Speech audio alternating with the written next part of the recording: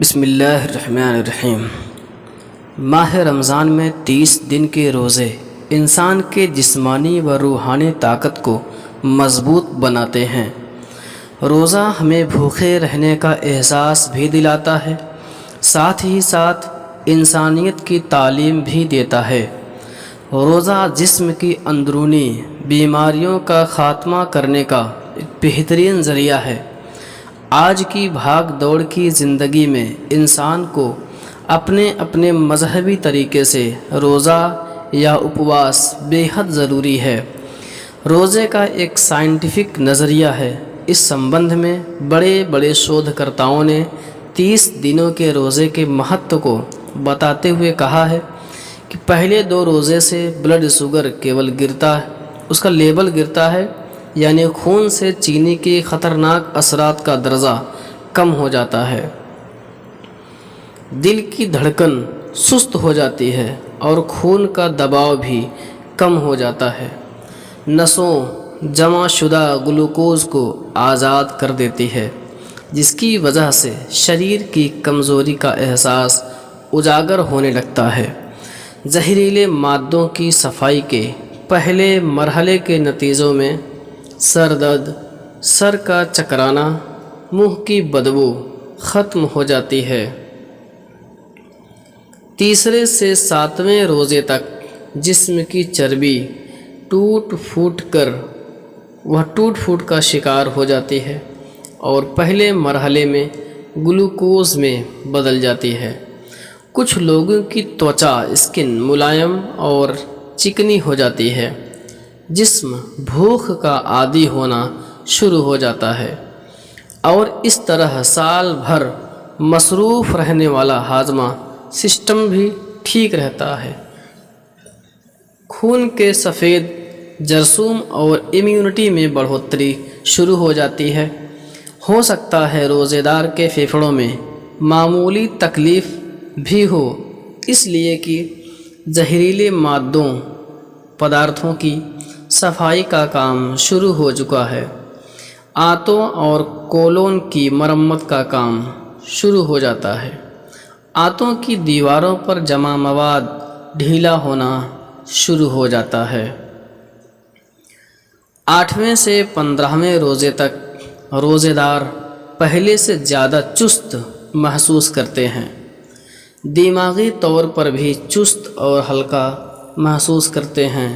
ہو سکتا ہے کوئی پرانی چوٹ یا زخم محسوس ہونا شروع ہو جائے، اس لیے کہ آپ کا جسم اپنے بچاؤ کے لیے پہلے سے زیادہ ایکٹیو اور مضبوط ہو چکا ہوتا ہے۔ جسم اپنے مردہ سیلز کو کھانا شروع کر دیتا ہے، جن کو عام طور سے کیمیو تھراپی سے مارنے کی کوشش کی جاتی ہے۔ اسی وجہ سے سیلز میں پرانی بیماریوں اور درد کا احساس بڑھ جاتا ہے۔ ناڑیوں اور ٹانگوں میں تناؤ اسی عمل کا قدرتی نتیجہ ہوتا ہے، جو امیونٹی کے جاری عمل کی نشانی ہے۔ روزانہ نمک کے غرارے نسوں کی اکڑن کا بہترین علاج ہے۔ 16ویں سے 30ویں روزے تک انسانی جسم پوری طرح بھوک اور پیاس کو برداشت کا عادی ہو چکا ہوتا ہے۔ آپ اپنے آپ کو چست، چاق و چوبند محسوس کرنے لگتے ہیں۔ ان دنوں آپ کی زبان بالکل صاف اور ستھری ہو جاتی ہے، سانس میں بھی تازگی آ جاتی ہے، جسم کے سارے زہریلے پدارتھوں کا خاتمہ ہو چکا ہوتا ہے، ہاضمے کے سسٹم کی مرمت ہو چکی ہوتی ہے، جسم سے فالتو چربی اور خراب مادے نکل چکے ہوتے ہیں، بدن اپنی پوری طاقت کے ساتھ اپنے فرائض ادا کرنا شروع کر دیتا ہے۔ 20 روزوں کے بعد دماغ اور یادداشت تیز ہو جاتے ہیں، توجہ اور سوچ کو مرکوز کرنے کی جو صلاحیت ہے بڑھ جاتی ہے۔ بے شک بدن اور روح تیسرے عشرے کی برکت کو بھرپور انداز سے ادا کرنے کے قابل ہو جاتے ہیں۔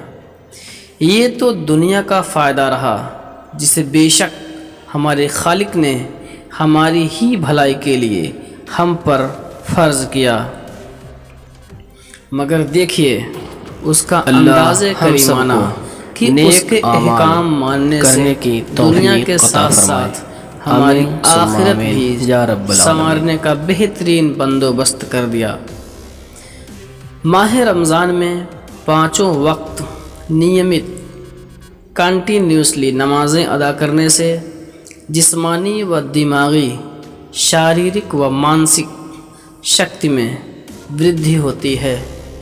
نفس یعنی اندریوں پر قابو پانے کی صلاحیت میں مضبوطی آ جاتی ہے۔ روزہ برائیوں کو کوسوں دور بھگانے میں مدد کرتی ہے۔ روزے کی ہر مذہب میں اپنی خاص اہمیت ہوتی ہے۔ اس سے جسم میں پلنے والے پرجیوی کی خاتمہ ہوتی ہے، اپواس سے برداشت و سہن شکتی کی چھمتا بڑھتی ہے، پرہیزگاری میں اضافہ ہوتا ہے۔ پیارے دوستو، یہ نالج آپ کو کیسا لگا؟ اللہ ہم سب کو روزے کی تمام برکتوں سے مالا مال فرمائے اور اس رمضان کے صدقے میں ہم سب کے چھوٹے بڑے گناہوں کو معاف فرمائے۔ آمین ثم آمین یا رب العالمین۔ پیارے دوستو، روزہ رکھنا فرض ہے لیکن سحری کرنا سنت ہے۔ اگر آپ نے سحری نہیں کیا، بھول گئے ہیں سحری کرنا یا دیر سے سو کر اٹھے ہیں تو آپ کا روزہ مانا جائے گا، بشرطے یہ کہ آپ شام کو یہ نیت کر کے سوئے ہوں کہ کل صبح روزہ رکھنا ہے۔ آپ سحری کے وقت نہیں اٹھ پائے تو آپ کا روزہ مانا جائے گا، کیونکہ سحری فرض نہیں ہے، روزہ فرض ہے، سحری سنت۔